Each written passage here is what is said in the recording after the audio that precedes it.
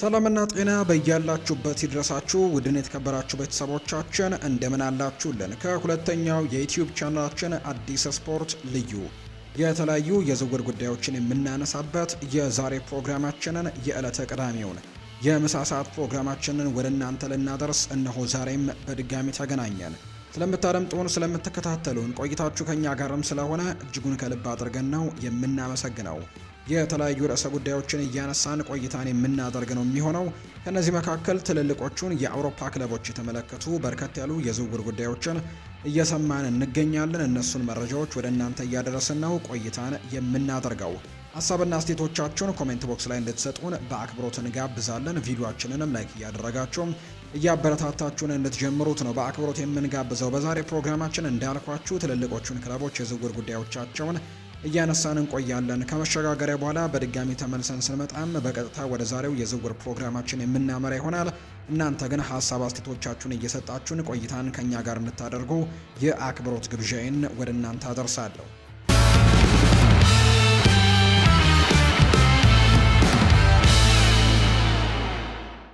ወደ ቀዳሚው መረጃችን እናምራ። የቶተንሃም አጥቂ ማቲያስ ቴል በዚህ ክረምት ክለቡን ለመልቀቅ እንደሚፈልግ የተዘገበ ሲሆን ቦርንመስ ስለ ሁኔታው ከጠየቁ ክለቦች መካከልም አንደኛው እንደሆነ ይፋ ተደርጓል። ፈረንሳዊው ተጫዋች በባየር ሚኒክ በነበረበት ወቅትም እጅግ አስደሳች ተስፋ ያለው ተጫዋች ይመስል ነበር።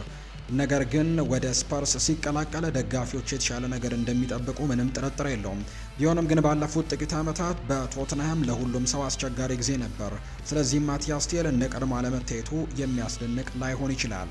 አሁን ላይ ይሄ የ21 ዓመት ወጣት ከቶትንሃም ሆትስፐርስ መውጣት እንደሚፈልግ የሚታይ ሲሆን በጋዜጠኞቹም እንደሚነገረው ከሆነም ፖርቶ እሱንም ለማስፈረም ቀዳሚው ፍላጎት ያለው ክለብ እንደሆነ እየተገለጸ ይገኛል። የመረጃ ምንጩ እንደሚናገረው ከሆነ ፖርቶ ከቶተንሃም ማቲያስ ቴልን ለማስፈረም እያሰበ ነው። አጥቂው ስፐርስን ለመልቀቅ ይፈልጋል። ፖርቶም ዋናው ፍላጎቱ ያለው አካል ሆኖ ብቅ ብሏል። ሊል፣ አይንትራክ ፍራንክፈርትና ቦርንመዝም በቅርቡ ስለ ተጫዋቹ የጠየቁ ናቸው። የመግዣ አማራጭ ያለው የውሰት ስምምነትም ሌላኛው አማራጭ ሊሆን እንደሚችል ይታመናል። ይሄ ለቶተንሃም በጣም ፈታኝ ክረምት ሊሆን ይችላል። ቡድኑን ለማጠናከር ከፍተኛ ፍላጎት ቢኖራቸውም ምርጥ ተጫዋቾችን ለመያዝ ግን ሊቸገሩ ይችላሉ። እርግጥ ነው ማቲያስ ቴል ያሳየው የአቋም መውረድ የግድ እንዲይዙት የሚያስገድዳቸው ተጫዋች አያደርገውም። ነገር ግን አሁንም ሊሻሻል የሚችል አይነት ወጣት ተጫዋች አድርገው ነው በርካቶች የሚቆጥሩት። ማቲያስ ቴል እንደ ቦርንመስ ባሉ ደግሞ ክለቦች አድጎና አብቦ ከወጣ ቶተንሃም በዚህ ክረምት እሱን ባለማቆየታቸው ሊቆጩ ይችላሉ። በተመሳሳይ ጊዜ ግን በተከታታይ በ17ኛ ደረጃ መጨረሳቸውን ተከትሎ ስፐርስ ለቀጣዩ የውድድር ዘመን አዲስ ጅምርን ለማድረግ እነዚህን ተጫዋቾች በተቻለ መጠንም ማስወጣት የተሻለ ሊሆን እንደሚችል ነው የሚያምኑት። ቸልሲ በዲን ሄንደርሰን ላይ ማጣሪያዎችን ማድረጉ ተዘግቧል። እናም ይህ ምናልባት በዚህ ክረምት በጣም ትኩረት የሚስብ የዝውውር ወሬ ላይሆን ቢችልም በእርግጥ ግን አስደሳች እንደሆነም በርካቶች ያነሳሉ። በኤክስ ላይ በወጣ መረጃ መሰረት ቸልሲ ከቀጣዩ የውድድር ዘመን በፊት የግብ ጠባቂ ክፍሉን እንደገና ለማገገም ከወሰነም የክሪስታል ፓላሱ ግብ ጠባቂም እንደ አንዱ አማራጭም እየታየ እንደሚገኝ የሚያሳዩ መረጃዎች ናቸው የወጡት። አብዛኛውን ጊዜ አንድ ክለብ መረጃ እየሰበሰበ መሆኑን ስለ ኮንትራት ሁኔታ፣ ዋጋ፣ የተጫዋቾች ፍላጎትና ስምምነት እውን ሊሆን ስለሚችልበት ሁኔታ የሚደረግ ነው። ነገር ግን ቸልሲ ዲን ሄንደርሰንን እየተመለከተ መሆኑ አሁንም የሆነ ነገር ይነግረናል። በግብ ጠባቂነት ክፍል በቂ አስተማማኝነትና የፕሪሚየር ሊግ ልምድ እንዳላቸው እርግጠኛ መሆን እንደሚፈልጉ በግልጽ ታይቷል። ቸልሲ በዲን ሄንደርሰን ላይ ማጣሪያዎችን እያደረገ እንደሆነ መረጃዎች ያሳያሉ። ከዚህ በላይ ከዚህ በታችም ምንም ነገር እንደሌለ ነው በርካቶች የሚያነሱት። ከጥቂት ሌሎች ጋርም እየተደረገ እንደሆነ ይታመናል። ዲን ሄንደርሰን ከነሱ አንዱ መሆኑን በርካቶች ያምናሉ። የአርሰናል የሳንድሮ ቶናሊ ፍላጎት የዚህ ክረምት በጣም አስደሳች ከመሃል ሜዳ ዝውውር ታሪኮች አንደኛው ነው። ነገር ግን አርሰናሎች ብቻቸውን አይደሉም። እንደ ፋብሪዚዮ ሮማኖ ገለጻ አርሰናል በኒውካስል ዩናይትድ አማካይ ላይ ፍላጎት እንዳለው ነው የተናገረው። ማንቸስተር ሲቲ በጣሊያናዊው ኢንተርናሽናል ላይ ፍላጎት እያሳየ ነው። እስካሁን የደረሰ ስምምነት የለም። ነገር ግን ቶናሊ በእንግሊዝ ካሉ አንዳንድ ትልልቅ ክለቦችም እየተጠበቀ ያለ ተጫዋች እንደሆነ ግልጽ ነው።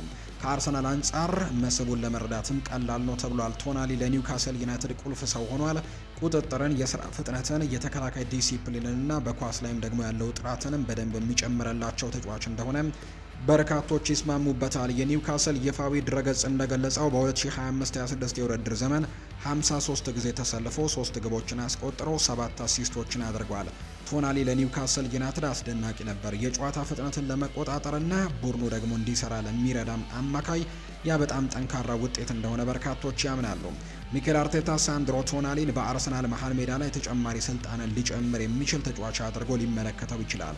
ዴክላን ራይስ ቀድሞውኑ ለቡድኑ ጥንካሬና አመራርን እየሰጠ በመሆኑ ቶናሊ ሌላ የማሰብ የማጥቃትና ከኳስ ጋርም ደግሞ የመረጋጋት ደረጃንም ሊያመጣላቸው ይችላል ተብሎ ነው የሚታሰበው። እሱ በጥልቀት መጫወትን፣ እንደ 8 ቁጥር ሆኖ መስራትን፣ በደንብ መጫንንና አርሰናል ትልልቅ ጨዋታዎችን በተሻለ ሁኔታ እንዲያስተዳድር ሊረዳው ይችላል። በተለይም በአውሮፓ ትንንሽ የመሃል ሜዳ ዝርዝሮችም ብዙውን ጊዜም ጨዋታን በሚወስኑበት ነገር ግን የማንቸስተር ሲቲም ፍላጎት ምስሉን ይለውጠዋል። ሲቲ እንዲሁ ቶናሊን እየተከታተለው ነው። አርሰናል ነፃ መንገድ እንደሚኖራቸው ሊገምቱ አይችሉም ተብሏል። ሲቲ ጨዋታን መቆጣጠር የሚችሉ ቴክኒካል ደህንነታቸው የተጠበቀ አማካዮችን የማነጣጠር ታሪክ አለው። እናም ቶናሊ ያንን ማረጋገጫን በትክክል ያሟላል ተብሎ ነው የሚታሰበው።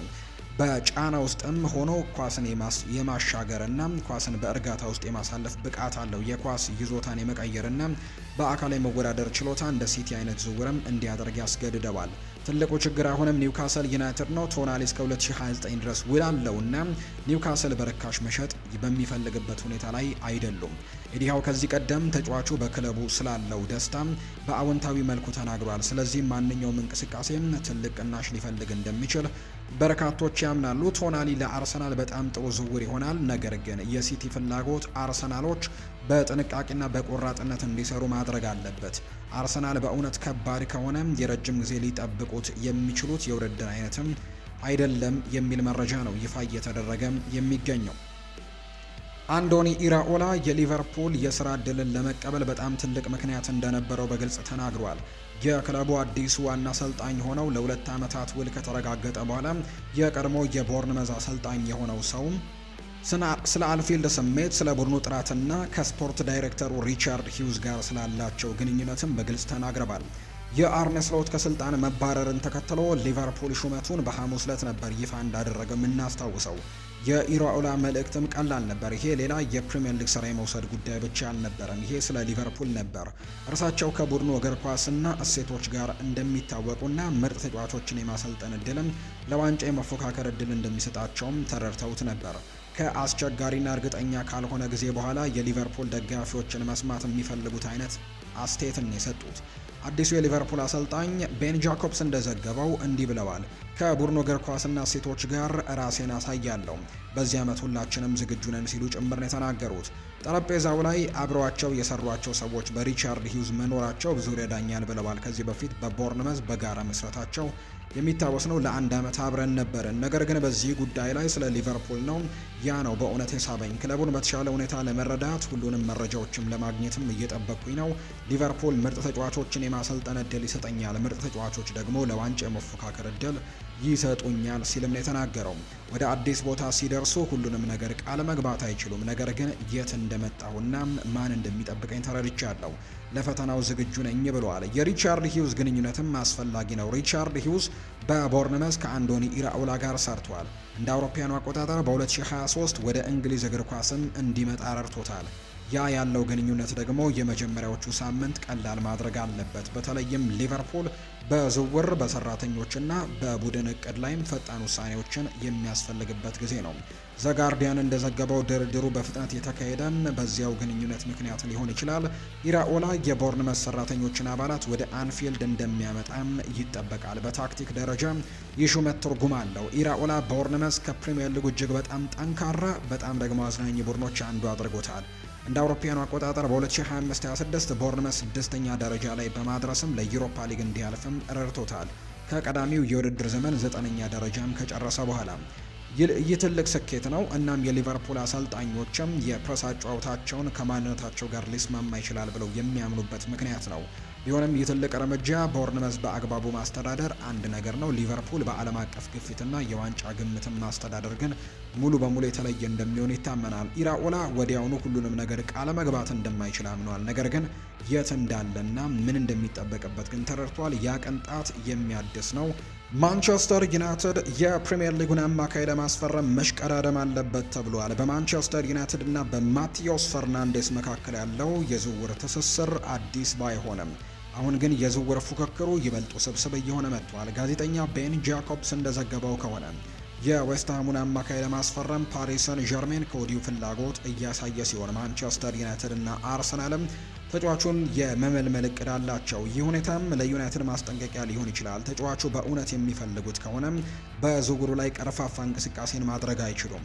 የ21 ዓመቱ ፖርቱጋላዊ አማካይ ዩናይትድ በአሁኑ ወቅት እያነጣጠረባቸው ከሚገኙ ተጫዋቾች ስብስቦች ጋርም የሚጣጣም ነው። ወጣት፣ ጉልበት ያለው፣ በፕሪሚየር ሊጉ ልምድ ያለውና ገና ደግሞ የማደግ አቅም ያለው ዩናይትድ ባለፉት ሳምንታት ከተጫዋቹ ወኪሎች ጋርም ንግግር ማድረጉ የተዘገበ ሲሆን የዌስትሃም ዩናይትድ ከሊጉ መውረድ ደግሞ የፈርናንዴዝን የወደፊት እጣ ፈንታ የዚህ ክረምት ትኩረትም ከሚስቡ ጉዳዮች መካከል አንደኛው አድርጎታል። በፉትሞብ መረጃ መሰረት ፈርናንዴዝ በከባባድ ሁኔታ ውስጥ በነበረበት የዌስትሃም ቡድን ውስጥም አስደናቂ ቁጥሮች ያሉት 3 ጎል አስቆጥሯል፣ 4 አሲስት አድርጓል። በአጠቃላይ 3024 ደቂቃዎችንም ሜዳ ላይ አሳልፏል።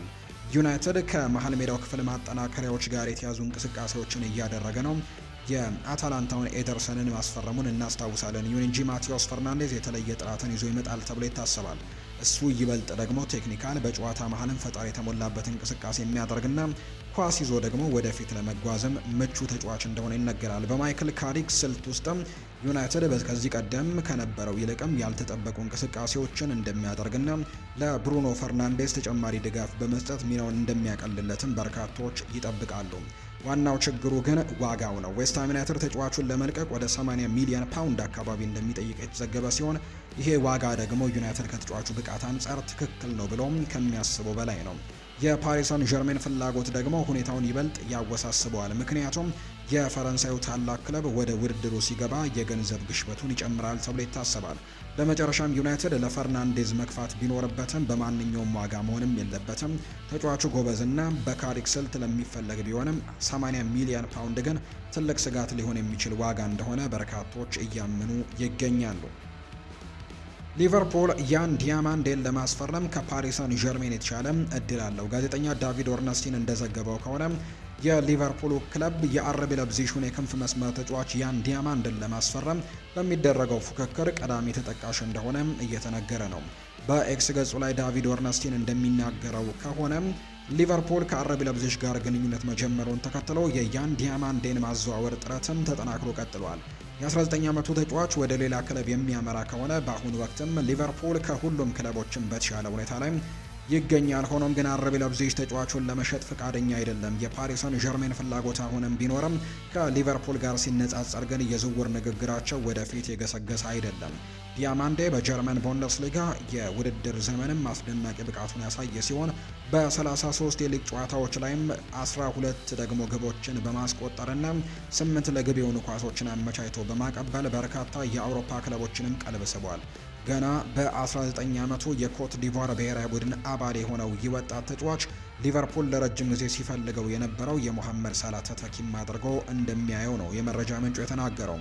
ሊቨርፑል በ2025-26 የውድድር ዘመን በፕሪሚየር ሊጉ ደረጃውን ዝቅ አድርጎ 5ኛ በመውጣቱና ምንም ዋንጫ ማሳካት ባለመቻሉ አሰልጣኝ አርኔ ስሎትን አሰናብቶ በምትኩ አንዶኒ ኢራኦላን መቅጠሩ የሚታወስ ነው።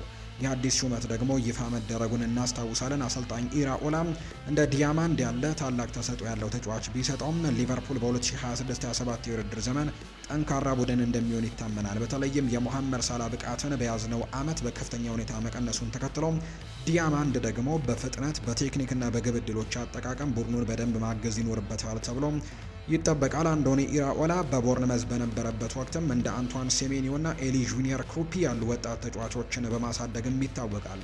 አድናቂዎችም አዲሱ አሰልጣኝና ዲያማንድ ሊቨርፑልን እንደገና የሚያነቃቃ ጥምረትን ይፈጥራሉ ብለው እንደሚጠብቁ ነው የመረጃ ምንጮቹ ይፋ ያደረጉት። ባየር ሚኒክ አሁንም ጋብሪኤል ማርቲኔሊን በዝውውር ዝርዝራቸው ውስጥ እንዳስቀመጡት ይነገራል። ነገር ግን በዚህ ክረምት የአርሰናሉ አጥቂም ለመዘዋወር የሚደረግ እንቅስቃሴ በአሁኑ ሰዓት ብዙም የሚታይ አይደለም።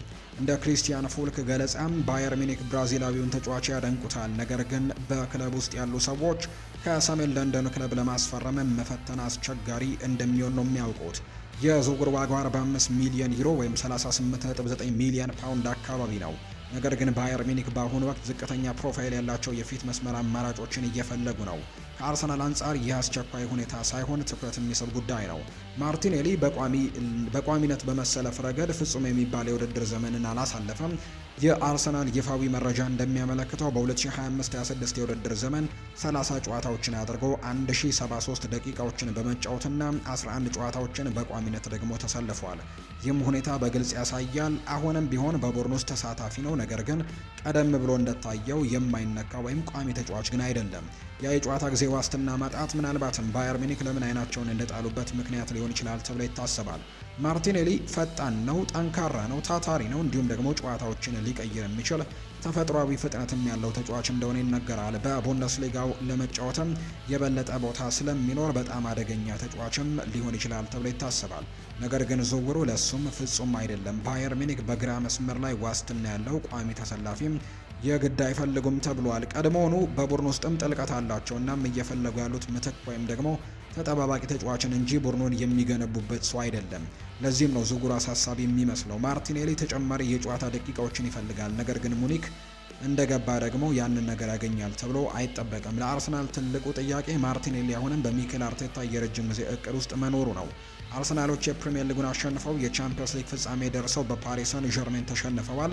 ስለዚህም ደረጃው አሁን በጣም ከፍተኛ እንደሆነ እየተነገረ ነው። አርሰናል በዚህ ክረምት ሌላ የግራ መስመር አጥቂ ካነጣጠረ የማርቲኔሊ ሚና ይበልጥ ደግሞ ግልጽ ያልሆነ ሊሆን ይችላል።